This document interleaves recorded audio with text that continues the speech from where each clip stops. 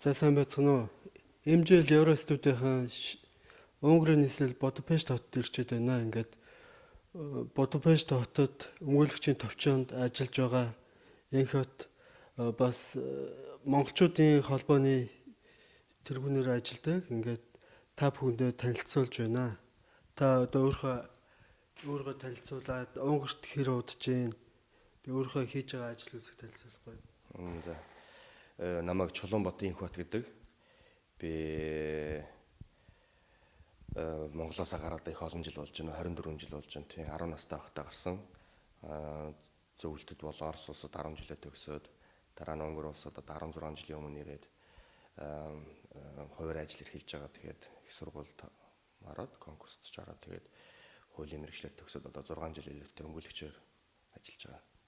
Монголчуудын холбоонд бол 9 жил ажиллаж байгаа. Унгар дахь монголчуудын холбоонд өдрөх зөвлөлийн гишүүн байж байгаа. Гүйц захирал хийж одоо ерхийлэгчээр сонгогдоод жил илүүтэй ажиллаж байна. Сая гадаа хаягийг харахад монгол хэл дээр бас олон хэл дээр багш байсан. Тийм манай өмгөөлөгчийн төвчөн компани болохоор айгүй талын хуулийн салбар дээр ажил эрхэлдэг л дээ. Яг миний даасан салбар нь бол одоо цагаачлалын хууль, иргэншлийн хууль болон айгүй олон гадаад иргэдэг хариуцсан салбар дээр нь би ажилладаг. Тийм манай таны хэлдэг яг зөвлөлд монгол хэл дээр бас орос дээр, хятад дээр, вьетнам хэл дээр гээд одоо харьцдаг үйлчлүүлэгчид нь болохоор айгүй олон хэл дээр ярьдаг, гадаад иргэд байдаг тийм. Одоо монголчуудтай холбоотой өмгөөллийн ерөнхийдөө ямар асуудлууд гардаг вэ? Монголчуудын холбоо нь Унгар дахь монголчуудын холбоо нь одоо энд амьдарч байгаа монголчуудаа мэдээж эрх ашиг нь хамгаалах болон гэсэн айгүй олон төрлийн үйлчлэгээ зорилгоор бий болсон байгаа. Үйлчлэгээ явуулах болон зорилгоор үүссэн байгаа. Унгар дахь монголчуудын холбоо нь бол одоо ер нь Европтой битгий хэл ер нь дэлхийн улс орнд байдаг одоо төрийн бус байгууллагуудаас албан ёсоор ажиллаа явуулж байгаараа дээгүүр ордог. Одоо яг 12 жил болж байна албан ёсоор одоо зах газар нь бүртгэлтэйгээр. Мэдээж гадаад байгаа монголчуудын хамгийн хэцүү асуудал гэвэл одоо бичиг баримтны асуудал байдаг.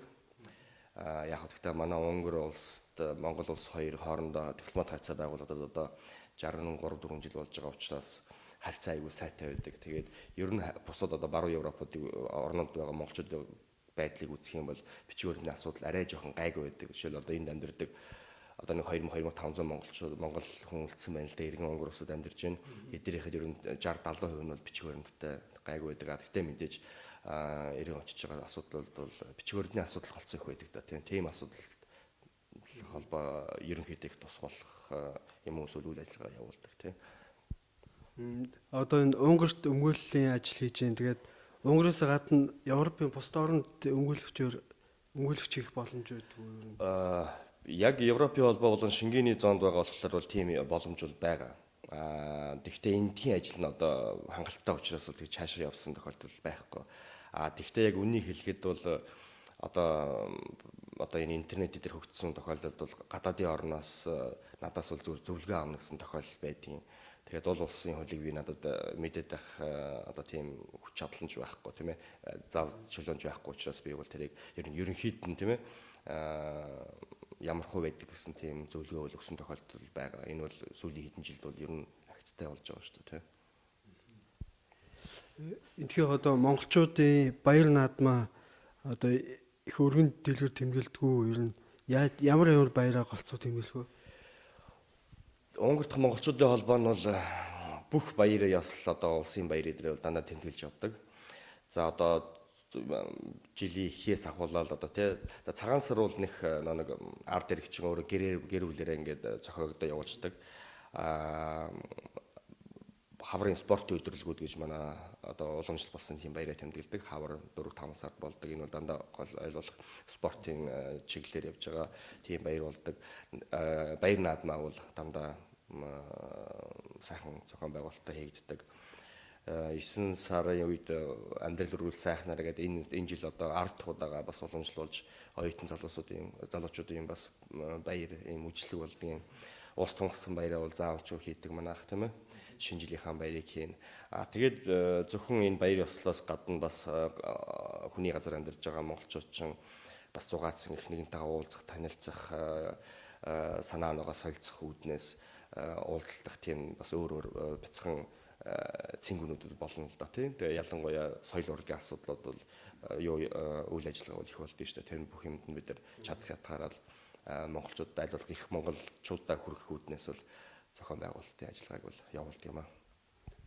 Одоо Унгарт Монголоос суралцж байгаа оюутнууд их байдаг гэсэн ер нь тэр талаар ярьж өгөөч. Монголоос Унгарт суралцахад ер нь боломж хэр үүд юм бол Унгар улсын ихтэй сургуулиуд бол монголчууд их байдаг юм. Ер нь бид нар одоо сүүлийн жоохон багасчээж магадгүй. Гэтэ ер нь бол ерөнхийдөө Унгар даяар бол нэг 100-аад оюутнууд бол байгаа. Хоёр улсын гэрээний дагуу сургалтын төлбөргүй дээр нь стипенд хүртэл аваад сурж байгаа жил болгон 5 оюутан ирэх жишээ байна. Эсвэл энэ бол А категори гэдэг. Б категорид нь болохоор сургалтын төлбөр байхгүй. Гэхдээ стипенд авахгүй оюутны байраар хангахдаггүй тэрийг өөртөө даасан гэсэн Б категорид оюутнууд ч гэсэн жил болгон ирдэг. Жил болгоны бэлтгэлд бол нэг 10-аас 15 оюутан бол байнга ирдэг. Тийм тэгээд зарим цаашаа сургуульд орсон байгаа. Зарим нь одоо тий бас жоохон хүмүүс чинь хүний газар амьдарч үзээ гэхээр сургалтаасаа ч юм уу, сахилгуудаас ч юм уу, гэр орноос санах ч юм уу гэдэг зарим нь бол буцан тохиолдолж байдгийн. Ямар чиглэлээр сурдгийг бол эдийн засаг, хууль, ангаах, инженер гэсэн гадаад харилцаа гэсэн энэ чиглэлүүдээр бол ер нь их сурдаг юм да тий. Сурах нөхцөл эдэр бол одоо тий болон сургалтын чанар эдэр бол Унгар бол бас гайгүйдээ ордгоо тий. Нэг л жоохон хэцүү юм байдгийн Унгар хэл дээр сурдаг болохоор Унгар хэл бол одоо тий дэлхий дээр бол нэг 15 сая хүн л ярьж байгаа. Яг одоо өдөр тутмын болон хүний амьдралд одоо нэг амар сайн хэрэгцээтэй биш гэдэг үүднээс тий. Хэрвээ яг өөр англи хэл мэл дээр сурдаг байсан бол одоо бүр улам сайхан зөвхөн диплом авахгүй дээр нь бас нэг хэлийг бүрэн төгс сурдаг байсан бол тэр жоох одоо сайн тал бус гэж би хэлмээр. Гэхдээ Унгар хэл гоё хэл шүү дээ. Хэцүү хэлтэй ордын гоё хэл тэгээд монгол хэлтэй юу нэг жоохон төстэй.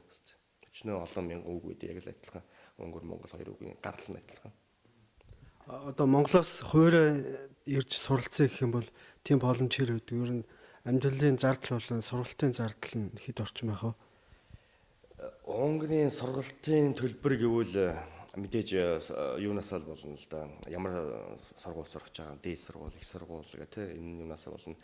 Зардал бол хагас жилийн мөнгөөр бодглохлоор чинь хамгийн хямдхантай одоо тий үн хялбар хямдхантай ордог дээд сургуулиуд гэх юм бол одоо мөнгөөр бодох юм бол 1000 евро байна. Хагас жилийн төлбөр бол хамгийн бага нь хамгийн дээд нь болохоор нэг 5-6 мянган евро байдаг. Ангаах хэдэр бол хамгийн ангаах инженери эдийн сургуулиуд бол жоохон үнэтэй доор явждаг тий. Хагас жилээр ярих юм бол тийм л байна. Сурах боломж л байгаа шүү дээ. Айгүй олон улсууд бэлтгэлээр бол өөрсдөө мөнгө төлөлд орно.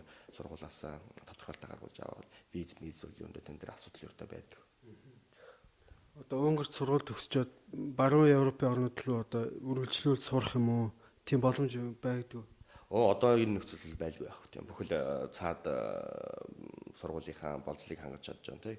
Хэлийн мэдвэл хэлийн мэддэг өөр ингэсэн юугаа бакалавр, мастер тэр юмда бүх болцлыг хангацсан байвал цаашаа сурах бол бүх боломжууд гараад ирсэн. Энэтэй ч гэсэн адилхан гэж хүмүүс өрн цаашаа сурсан тохиолдол зөндөө байгаа одоо. Одоо Унгарт 2500 монголчууд амьдарч байна гэж байна. Бага насны хүүхдүүд бол бас байгаа. Энэ төрсөн өссөн байгаа бах. Тэр нь монгол хэл соёлын асуудлыг ер нь одоо хүүхдүүдэд таниулах талаар холбооны талаас нь юу гэдэг вэ? Одоо Унгар бас би нөө тэр үйлсэн тийм одоо 60 хэдэн жил болоод дипломат харьцаа тогтоогдоод хоёр улсын хооронд тэгээд бүр дээр үеэс одоо оюутлын сургуульд те одоо хүмүүс аюух ирээд энд амьдраад одоо бүр 3 дахь генерац нь 3 дахь үеийн гараад ирсэн байна. Одоо эмээ өвөө өөр хүүхэд нь ач хүчтэйгээр амьдарч байгаа тийм гэр бүл гэсэн Унгар улс байгаа. Зөвхөн Монголоос энд одоо тий сургууль сурж байгаа тэгээд тэр мэрэгчлэр ажиллаад үлдсэн улсууд байна. Эсвэл нэг хоёр улсын хоорондын харьцаа гэдэг одоо манай Монголын мах комбинат байна, биокомбинат байна, дархны үйлдвэрүүд гэдэг аюул олон мэрэгчлэнүүд Монголд ажилладаг байсан. Тэд нар чинь буцаж ирэхдээ гэр бүлтэй Монгол одоо бүсгүйчүүлэг манай Унгарт авчираад одоо гэр бүлээ зохион байгуулсан, бий болгоцсон тэдний одоо хүүхдүүд нь тий гарцсан одоо ийм хоорондын харьцаа зөндөө байгаа. энэ бол айгүй хэцүү асуудалтай таны сая тавьдаг асуудал бол энэ тар багасаа өсөөд найз нөхөдтэйгоо яриад монгол хэлээ одоо төгс сурч чадаагүй гэсэн тийм асуудал зөндөө байдгийн хүүхдүүд тийм одоо жоохон одоо 2 дахь 3 дахь генерацийнхан тэгтээ бас хариуцлагатай ухаантай бодлого явуулж байгаа аав ээж нар бол хүүхдүүд айгүй сайн хэл сургасан тийм тохиолдолч байдгийн. Манай монголчуудын холбоо 5-6 жилийн өмнө тийм одоо сандын Монголоос 10 илүү 20 жилийн цагаан толгой авчраад сургалт явуулна гэж явуулаад эхэлсэн. Тэгээд хамгийн хэцүү нь юу вэ гэхээр бас мэдээж өөрөөсөө нэг юм зааж гэж бодож байгаа юм чи бас мэрэгжлийн хүн өдрөө заалгуулах зүгээр ямар нэг сайн сонирхчоо хүнээр авчиж суулгахтай биш. Тэгээд энэ Унгарын Өтвөш Лорандын нэрмжтэй их сургуулийн Төв Азийн тэнхимд манай Монгол улсын их сургуультай гэрээгийн дагуу Монгол багш нар эрдэмтэд ирж 5-6 жилийн гэрээтэй байдгийн. Тэгээ тэр багш нартай бид нар хоорондоо ярилцж хагаад одоо ч гэсэн 7 хоногт нэг удаа, 2-7 хоногт нэг удаа сургалт явагддаг. Тийм. Тэгээд тэнд нь бол 2-3 насаар ингээд бас хэцүү шүү дээ тийм ээ. Тэгээд хүн болгон тийш чинь ажлын цагийн дараа яаж байгаа сургууль соёлтой хүүхдүүд иж орой болго яхаар бас хоорондоо насны зөрөө чинь хэцүү гэдэг асуудал их байдیں۔ Тэгтээ ямар ч тийм сургалтын жоохон юм бол явагддаг юм уу тийм. Тэгээд цаад ээж аавдаас нөгөө багшигаа урамшуулад бас нэг 5-10 төгрөгийг өгүүлээд тийм л юм явагддаг да тийм. Тэгээд хэрвээ монголчууд маань их байх юм бол сургалтын төмөв ч юм уу одоо ийм курс хүмүүсүүд нээж болох л юм. Тэгээд хүн багтаа учраас одоо тийм ээ 2 хүн ч гэсэн чухал. Гэхдээ 2 хүний чинь мөнгө төрний асуудал хэцүү шүү дээ тийм ээ. Тэр чинь бий болохын тулд тийм одоохондоо тийм л ажил хийж байгаа даа манайхад. Өөрөө энэ хуваарь Монгол руу өрн явсан уу? Монголын тухай мэдээлэл яаж хаанаас өрн авч ийн? Мэдээлэл хэр байгаа вэ? Монголын тухай? Одоо Монгол улсын иргэн Монгол хүн юм чи одоо юу болж ийн гээл сая бол одоо жишээл сонгуулийн үе ярьж гисэн одоо тийм ингээл одоо интернетэл бүх хэвлэл мэдээллийн суугаар одоо мэдээлэл авч байгаа. Монголдоо бол одоо боломж явах бол 2-3 жилдээ бол нэг явд юм уу тийм. Хамгийн сүүлд би 4 жилийн өмнө явж исэн байна. Эндээс онгор хамт их сургууль сурж исэн оюутан найз нарыгаа эдгээр аваад харууллаа цөмөр Монголоор 3-7 хоног эдгээр аялж ингэж явж исэн. Тэ. Одоо Европын бусад орнд байгаа холбоотой нь холбоо сүлбээ харилцаа холбоо юу гэдэг вэ? Урд дахь засгийн газрын болон ерөнхий сайд Батулдын урайн доор зөгийн өөр гэж нэг хөтөлбөр явуулж байсан байгаа. Энийг одоо гадаадд болон Монголд байгаа хүмүүс ч гэсэн сонсч ирсэн баг. Тэрний дагуу Берлин 2011 гээд чуулга уулзалт болсон. Эх орныгоо яаж хөгжүүлэх вэ гэдэг тийм нэртэй байсан байхаа тий. Тэн дээр бол Европт амьдардаг 11 улс байсан байхаа. 11 улсаас 200 хэдэн монголчууд цугларсан. Тэгээ тэн дээр бол одоо энэ гадаадад Европт амьдарч байгаа төрийн бус байгууллагуудын тий одоо энэ иргэдийн эрх ашиг хамгаалсан байгууллагуудын тэргүүнэр цөмөр сайхан танилцсан. Тэгээд Монгол Европын нийгэмлэгийг байгуулах ёстой байна. Цөмөр тий тустай ажиллаж исэн ч гэсэн бас ямар нэгэн асуудал арах юм бол цөмөр дуу хоолойгоо нэгтжээж Монголын засгийн газартай Монголтой харьцъя гэсэн үднэс тийм нийгэмлэг байгуулагдсан байгаа. Энэ тэргүүнээр нь та мэдж байгаа Швед дахь монголчуудын холбооны бас тэргүүн ном 2 даах тийм ном 2 даах тэргүүнээр сонгогдсон байгаа тийм. Тэгээд холбоо ер нь байгаа шүү. Байгаа тийм. Тэгээд явандаа ч гэсэн бас хоорондоо улам бидний ажил улам сайн болох болов гэж найдаж байна. За тэгээ сайхан ярилцлага өгсөнд баярлалаа. Ингээд цаашдаа нь ажил үйлстэй амжилт хүсье. За маш их баярлалаа. За бидний ажил хүртэл өндөр амжилт хүсье. За баярлалаа.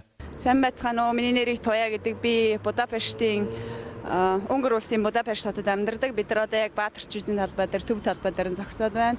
Бид нар Монголд явагдаж байгаа авилгалын эсрэг тэмцээд өнөөдрийн цуглараад байна. Бид бүхэн хэдийгээр хоол нутагт амьдарч байгаа ч гэсэн Монгол их орондоо бас болж байгаа үйл явдлуудыг байнга интернет мэдээлэлээр сонин хэвлэлээр сонсож байдаг. Тэгээд бид бүхэн энэ авилгалын эсрэг тэмцэж байгаа шүү. Бид нар энийг бас газар ахуулахын тулд бид бүхэн хүч нэмрээ оруулж байгаа шүү гэдгийг үзүүлэхийн тулд бид өнөөдрийн ирчээд цуглараад байж байна. Тэгээ бид нар авилгал бидний ураа энэ бидний лоозон байна. Бид нар авилгал өгөхгүй, бид нар авилгалыг бас авахчгүй. Бид нар энэ бүхний эсрэг тэмцээр болно гэж өнөөдөр хэлэх гэсэн юм аа. Унгарын Будапешт хотод байна. Ингээд мөксөх гээ залуутай уулзж байна. Энд жим клуб нээж ажиллаж байгаа юм байна. Ингээд хэр амжилттай байна. Ер нь өөрөө ихлэ танилцуулаад энэ бизнест одоо хэр амжилттай явж байгаа тухай ярьж өгөөч. За. Инженер ихсэн би жимийг одоо 1-7 хоног он чинь тэгээд амжилттай болно гэж одоо тэгэл хийсэн. Найзтайгаа зөв тэр бодоод гоё болно гэж бодоод энэ хоёр чинь амар их Азууд байдаг тийм учраас тэгж бодоод бид нар энэ жимийг хийсэн. Тэгээд амжилттай болно гэж бодоод хийсэн. Яг одоо энэ хятадын том зах байгаа юм шүү дээ яг хажуутай. Тийм хятадын том зах байдیں۔ Тэгээд энэ хоёр ч амар хүмүүсүүд байдаг. Тэгээд орлогон ч гэсэн амар их гайгүй энэ хоёр. Тэгээд тийм учраас тэгээд энэ хоёр ерөөсөн юм жим байхгүй тийм учраас тэр ингээд нэлийн дээрвэс бодож байгаа. Тэгээд саяхан хийсэн юм аа. Тэгээд сая тусад бүх юмыг бид нэр өөрсдөө хийсэн. Бүх технологи бүх одоо барилгын бүх материал энэ бүх юм бид нэр аваа. Тэгээд бүх өөрсдөө хийсэн. Одоо энэ бариг төрөсч авч байгаа тийм. Ашиглаж байгаа тийм. Одоо энэ техник хэрэглэж хүнтэй юм байлээ шүү дээ. Дандаа. Тийм амар. Ингээ өөрсдөө гаргаад. Тийм бид хоёр найзтай зээл ерөөс ямаагүй бид хоёр ярьж байгаа. Тэгэл бүх мөнгөөр тэр амжилттай болно гэж одоо тэгээд өөрсдөө бүх хийж байж байгаа юмнууд бүгдээрээ бид хоёрын хөрөнгөлөө энэ да. Өөр хавьд яг адилхан жим клуб байдгүй. Энэ аваарч байхгүй манайх л тийм тэгээд тийм учраас ашигтай хаа гэж бодоод монголчууд тэгээд урман янз янз хүмүүсүүд ирээлээд монголчууд ч гэсэн амар их ирдэг юм. Одоо өөр чиний үеийн залуучуудаас бас ингэж өөрсдөө юм хийж байгаа бизнес хийж байгаа залуучууд юм байна уу? Байна. Энэ өөрчүүд дандаа бүгдээр ингээд энэ цахаар ажилтдаг хүмүүсүүд бүгдээр залуучууд шүү дээ. Ихэнх нь ингээд амар баян тэгээд мөнгөтэй хүмүүсүүд их байх юм. Тэгээд тэр одоохонд бол нэлээд иймэрхүү дуртай л ээж байна. Тэгээд цаашдаа тийм сайн болох хэлтэй. За тэгээд цаашдаа ажилд амжилт хүсье. За баярлалаа. Сайн байцгаана уу? Унгар улсын Будапешт хотод суралцдаг оюутнуудын хүрэлцэн ирээд байна. Бид нар намайг Цогтоотрын оюутан гэдэг ангаахын их сургуульд сурдаг байгаа. Манай энд өнөөдөр ирсэн хүүхдүүд маань ангаахын их сургууль болон техникийн их сургууль, эдийн засгийн сургуульд суралцдаг оюутнууд төлөөлөн ирсэн байна. Тэгээд өнөөдөр ямар сэдвээр энд бид нар хүрэлцэн ирээд байгаа вэ? Ямар өөрсдийнхөө бодлыг илэрхийлэх гээд байгаа вэ гэхлээр Монгол ард түмэн маань бидээ авилгал өгөхгүй, авилгалыг авахгүй, авилгал өгөхгүй. Тэрний тулд байгаасаа гэж хүсэж байна. Тэгээд юм байна. Баярлалаа.